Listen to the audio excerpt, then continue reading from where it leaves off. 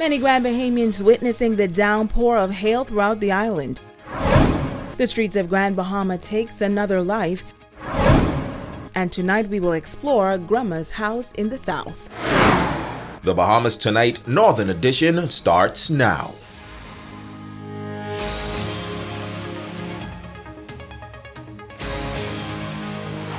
This is the Bahamas Tonight, the Northern Edition. Good evening, all. I'm Shashina Wolf-Parkinson.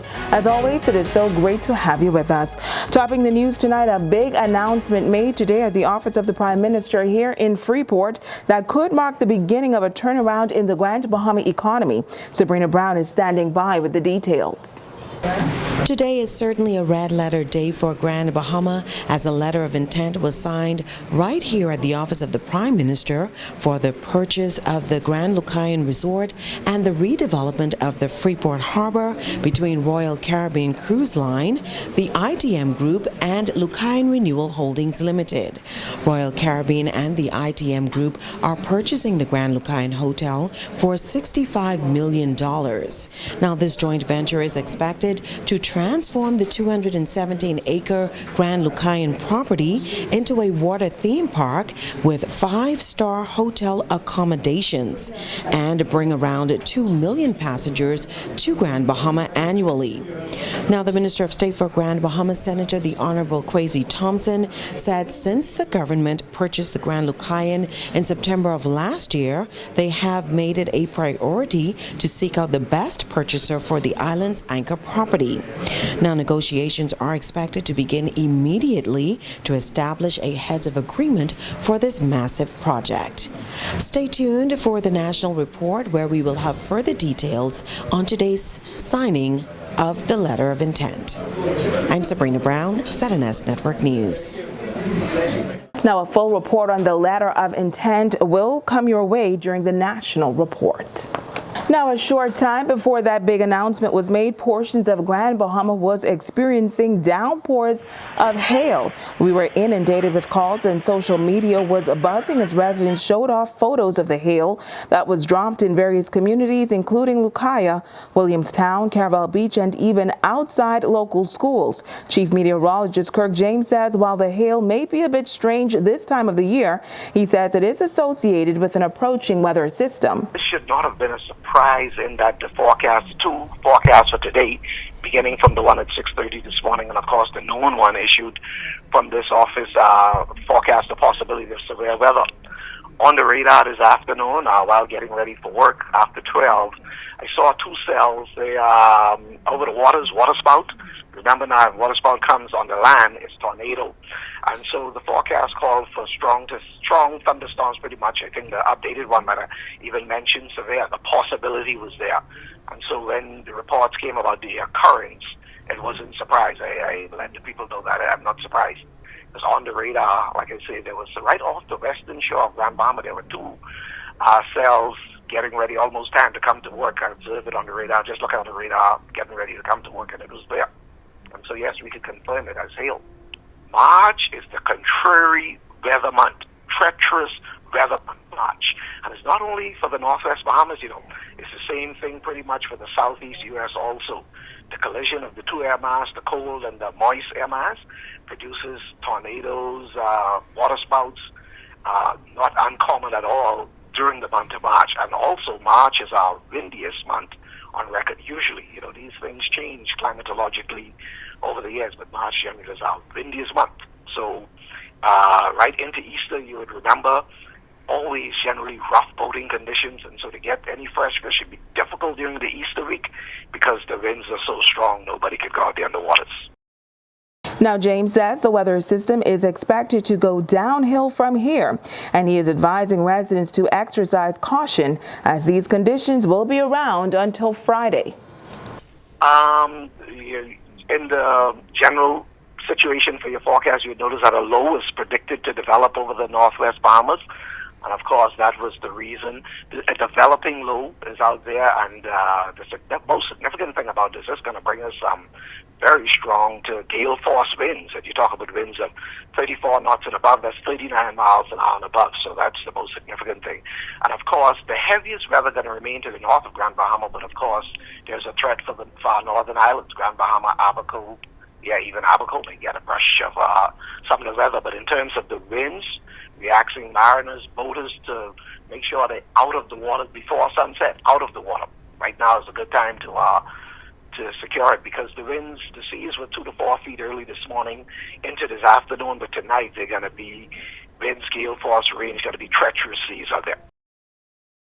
In other news, the organization that has been at the forefront of the campaign for lower electricity cost here on Grand Bahama is giving its take on the ongoing Grand Bahama Power electricity diversion investigation.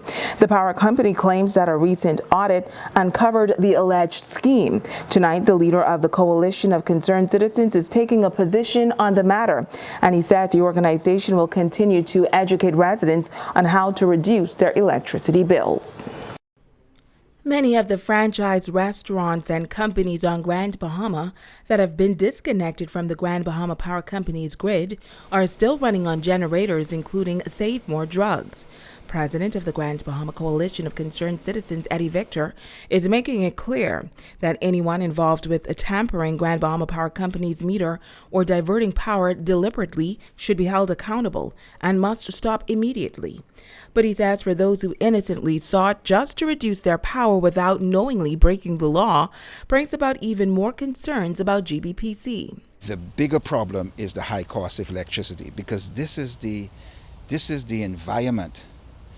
High electricity rate environment has caused and brought about this problem. Naturally, and I believe in wisdom, people would take steps. How do I conserve power? We do that personally, and from a business level, many businesses have taken extreme measures and at an expense to them to bring down the cost of electricity. He says because of the high cost of electricity, many persons are doing what they must to drive down their high bills. In the United States, these power-saving devices save about 25%. Here, if you use those power-saving devices with the unstable frequency we have here in the power, what you're going to see is that you can probably get a savings as much as 40%. That's the reality of what power-saving devices could do. But as a result of this high power, high cost of power environment, unfortunately, you may have people that will take advantage of customers and residents who are seeking ways to save power. He believes what happened to the Coopers and owners of Save More is most unfortunate and adds that they should have never been arrested before due diligence was done. At this point, we have 3 restaurants that are still not disconnected up to the last time I was able to check. Save More is disconnected. And again, Save More. Let's look at Save More. Save More employs about 39 people.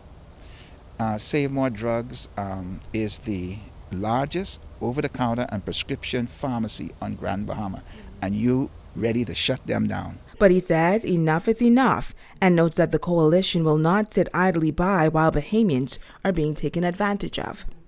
We are going to stand up for the rights of Bahamians and for Bahamians to be treated with dignity.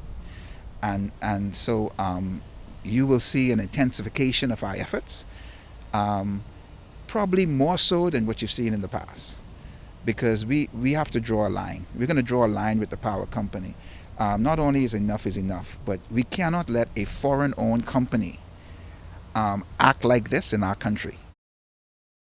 Switching gears now, a traffic accident on the Grand Bahama Highway has left a man dead. The victim, believed to be in the construction industry, is the second traffic death for the year. Megan Shepard reports. Today, we record another death for Grand Bahama, another sad day for us. Police on Grand Bahama investigating a traffic accident that has left a male dead. Reports are that on Tuesday, March 26, sometime around 9 p.m., police received a call regarding a car crash that occurred along Grand Bahama Highway in the vicinity of Coral Road.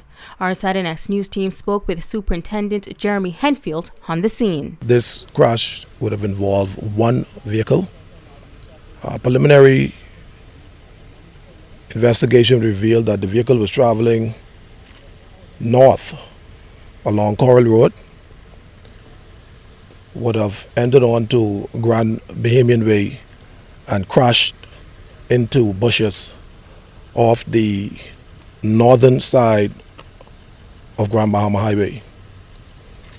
At the time of this crash, there was one occupant, the driver of that vehicle, a male driver, who would have succumbed to his injuries here at the scene. Once again, Henfield is admonishing the motoring public to drive with care and attention, particularly in areas with low light. The traffic department once again appealed to the motoring public to drive with caution and care, as we know that the Grand Bahamian Highway is one of those thoroughfares that have minimal lighting, and so we just appeal to the public to drive with sufficient speed that you are able to see and not overdrive your headlights. Try not to make more than you can actually see as you're driving. This traffic fatality is the second for Grand Bahama for 2019. Megan Shepard, ZNS Network News. You're watching the Bahamas Tonight, the Northern Edition. Stay with us. There's more news right after the break.